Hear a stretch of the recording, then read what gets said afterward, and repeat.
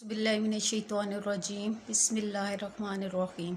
अज़ीज़ तलबा अस्सलामु अलैकुम। उम्मीद है आप सब लोग खैरियत से होंगे। अल्लाह पाक आपको ज़िंदगी के हर मैदान में कामयाब करे और आपको अपने घरों में खुश और आबाद रखे, आमीन। आज हम जमात दहम की जो नेशनल बुक फाउंडेशन वालों की न्यू किताब है, न्यू एडिशन है, उसकी गज़ल नंबर 4 जिसकी शायरा ज़ारा निगाह हैं, उनकी गज़ल जो है यूँ कहने को पैराए इज़हार बहुत है, उसकी तशरीह करेंगे। तो जब भी हम किसी नज़्म या गज़ल की तशरीह करते हैं तो नज़्म में जो होता है उसका पहले मरकज़ी ख़्याल और फिर मुश्किल अल्फाज के मानी, इसी तरह गज़ल के भी मुश्किल अल्फाज के मानी आप लोगों ने देखने होते हैं। नज़्म जो होती है वो एक मौजू पर होती है, उसका पूरी नज़्म का एक मरकज़ी ख़्याल होता है, जबकि गज़ल के हर शेर का अपना अलहदा मरकज़ी ख़्याल होता है। आपको अक्सर जो है वो एक शेर दे दिया जाता है और उसको कहा जाता है कि इसका मरकज़ी ख़्याल लिखें, इस शेर का मरकज़ी ख़्याल लिखें। तो वो आप लोग जो है जब आपको तशरीह आती होती है तो फिर आप उसको आराम से 2-3 लाइनों में लिख सकते हैं। इसी तरह आपके जो मशक़ी सवालात होते हैं गज़लों और नज़मों के, तो वो अगर आपको तशरीह आती होगी, आप लोगों ने समझ के किया होगा, उसके मुश्किल अल्फाज के मानी आपको आते होंगे, तो आप सवालों के जवाबात भी लिख सकते हैं, क्योंकि आपका एक हिस्सा जो होता है वो हिस्सा शेर होता है जिसमें आपके नज़मों और गज़लों में से सवालात के जवाब आते हैं। तो आप लोग ध्यान से ये तशरीह किया करें ताकि आपका वो वाला जो पोर्शन है वो भी आपका अच्छा हो जाए और आप सवालात के जवाबात खुद से भी लिख सकते हैं। चलें शेर नंबर 1 देखते हैं। यूँ कहने को पैराए इज़हार बहुत है, ये दिल नादां सही खुददार बहुत है। पहले हम मुश्किल अल्फाज के मानी देखेंगे। पैराए इज़हार बात करने का अंदाज़ या तरीका।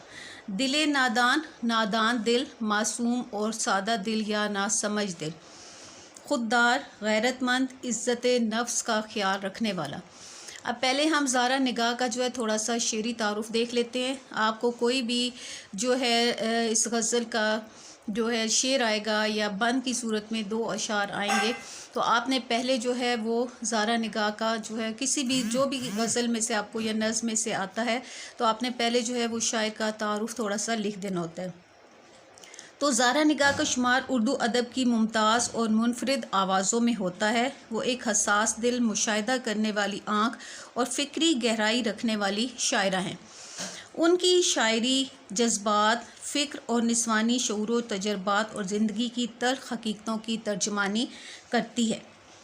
उनकी नज़मों और गज़लों में निस्वानी जज्बात की एक नई ज़ुबान मिलती है जो न सिर्फ जज्बे की शिद्दत रखती है बल्कि ख़्याल की बुलंदी भी। ये जो तशरीह तलब शेर है, इसमें शायरा दिल की कैफियत और उसकी फ़ितरत को नहायत खूबसूरत और गहरे अंदाज में बयान कर रही हैं। वो कहती हैं कि बज़ाहिर इंसान के बास जज्बात के इजहार के कई तरीके हैं। हम चाहें तो लफ्ज़ों से, अशार से, अंदाज से, हत्ता कि खामोशी से भी अपने दिल की बात कह सकते हैं। यानी इजहार के ज़राए की कोई कमी नहीं, मगर इसका दिल जो नासमझ और मासूम है किसी भी अंदाज से अपने जज्बात का इज़हार नहीं करता। ये जज्बातों एहसासात रखता है लेकिन बहुत गैरतमंद है, यानी इज़्ज़त नफ्स रखता है। इसकी इज़्ज़त या गैरत ये इजाज़त नहीं देती कि वो किसी के सामने झुके या फरियाद करे।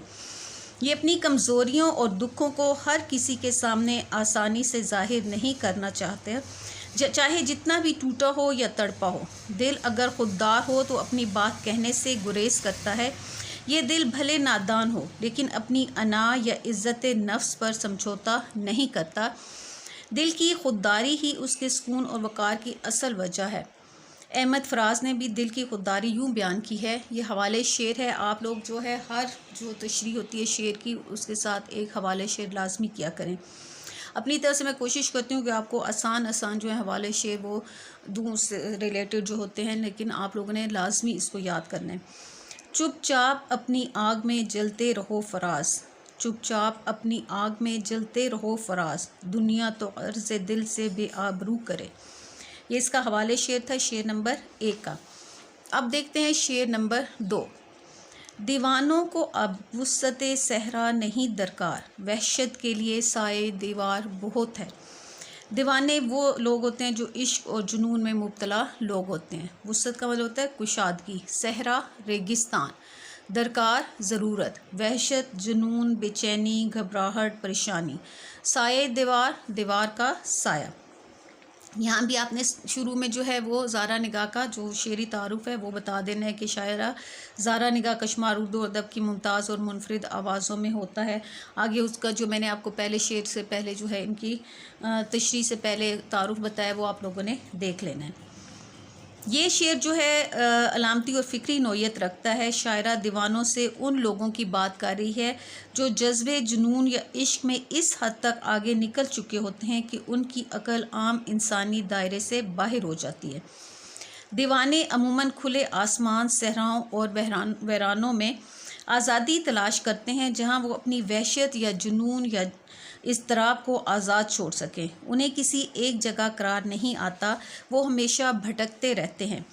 شاعرہ کہتی ہیں اب وہ وقت نہیں رہا کہ دیوانے اپنی وحشت یا جنون کو بھلانے کے لیے وسیع صحرا تلاش کریں، یعنی اب انہیں کھلے میدانوں کی ضرورت نہیں رہی۔ وہ اپنے دل کی حالت کو ظاہر کرنے کے لیے پرآسائش یا وسیع مقامات کے محتاج نہیں۔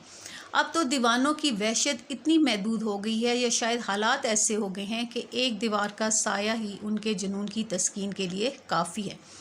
اس کا مطلب یہ بھی ہو سکتا ہے کہ سماج نے دیوانوں کی آزادی کو اتنا محدود کر دیا ہے کہ وہ اپنی وحشت کے اظہار کے لیے بھی جگہ ڈھونڈنے پر مجبور ہو گئے۔ یہ شعر معاشرتی گھٹن، جذباتی تنہائی یا انسان کی داخلی کیفیت کو ظاہر کرتا ہے۔ شاعر کہہ رہے ہیں کہ اب دیوانے یعنی حساس یا آزاد خیال جو لوگ ہیں کھلے صحراؤں کے طلبگار نہیں رہے، کیونکہ ان کی زندگیوں میں اتنی بندشیں اور دباؤ ہیں کہ اب ایک دیوار کا سایہ بھی ان کے جنون کے اظہار کے لیے کافی ہے۔ یہ شعر دور حاضر کے انسان کی نفسیاتی الجھنوں اور گھٹن کی خوبصورت ترجمانی کرتا ہے۔ حوالے شعر دیکھیں۔ کوئی دیوار سے لگ کے بیٹھا رہا اور بھرتا رہا سسکیاں رات بھر، یعنی یہ جو انسان کی جو نفسیاتی الجھنیں ہیں، گھٹن ہے، اس کی یہ ترجمانی کر رہا ہے۔ اب دیکھتے ہیں شعر نمبر 3۔ اس غزل کے ٹوٹل جو ہیں 6 اشعار ہیں۔ اس ویڈیو میں ہم 3 اشعار کی تشریح کریں گے۔ شعر نمبر 3 ہے: بجتا ہے گلی کوچوں میں نکارۂ الزام، ملزم کے خاموشی کا وفادار بہت ہے۔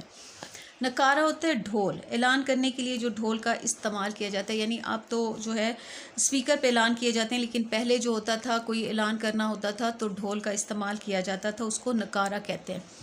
نکارۂ الزام، الزام کا اعلان یعنی بہتان کا شور۔ ملزم جس شخص پر الزام ہو۔ خاموشی، خاموشی، سکوت، وفادار، ساتھ دینے والا۔ اس شعر میں شاعرہ نے جبر میں خاموشی اور استقامت کو بیان کر کے ایک گہرا سماجی اور نفسیاتی مشاہدہ بیان کیا ہے۔ پہلے مصرعے میں نکارۂ الزام ایک علامتی اظہار ہے۔ اس کا مطلب ہے کہ معاشرے میں ہر طرف الزام تراشی کا شور ہے۔ گلی کوچے جو ہیں وہ استعارہ ہیں عوامی جگہوں کا، یعنی ہر طرف ہر شخص دوسروں پر الزام لگا رہا ہے، شور و غل کر رہا ہے۔ یہ الزامات کا شور ہر طرف سنائی دے رہا ہے جیسے کوئی نکارہ بج رہا ہو، ہر کوئی کسی کو مجرم ٹھہرا رہا ہو۔ لیکن ان سب آوازوں کے بیچ ایک ایسا شخص بھی ہوتا ہے جس پر الزام ہے۔ وہ خاموشی کے ساتھ کھڑا ہے، وہ احتجاج نہیں کرتا، کوئی وضاحت نہیں دیتا، کیونکہ وہ خاموشی کو اپنا دفاع بنا چکا ہے۔ وہ اتنا وفادار ہے کہ اپنی خاموشی کا کہ سچ بولنے کو تیار نہیں۔ یہ خاموشی کمزوری نہیں بلکہ وقار اور ضبط کا اظہار ہے۔ شاعرہ یہ کہنا چاہتی ہے کہ معاشرے میں شور شرابہ تو بہت ہے، ہر کوئی کسی نہ کسی پر الزام لگا رہا ہے، مگر جو اصل ذمہ دار ہے وہ خاموش بیٹھا ہے اور اس خاموشی سے بچ نکلنے کی کوشش کر رہا ہے۔ یہ شعر سماجی رویوں پر تنقید ہے کہ سچائی دب جاتی ہے اور خاموشی کو اکثر معصومیت سمجھا جاتا ہے، حالانکہ بعض اوقات خاموشی جرم کی علامت بھی ہوتی ہے۔ حوالے شعر دیکھیں۔ صبر لازم ہے مگر جبر پہ خاموش نہیں رہنا ہے۔ صبر لازم ہے مگر جبر پہ خاموش نہیں رہنا ہے، ہم نے تاریخ کے اوراق میں روپوش نہیں رہنا ہے۔ تو یہ تھی 3 اشعار کی تشریح آپ کی غزل نمبر 4 جو آپ کی کتاب کی آخری غزل ہے۔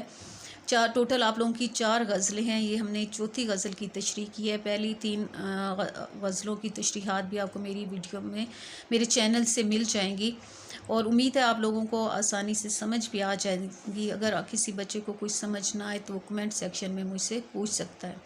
اگر آپ میرے چینل پر نئے ہیں تو میرے چینل کو لائک کریں، سبسکرائب کریں اور اپنے دوستوں میں شیئر بھی کریں اور ایک اچھا سا کمنٹ لازمی کر دیا کریں۔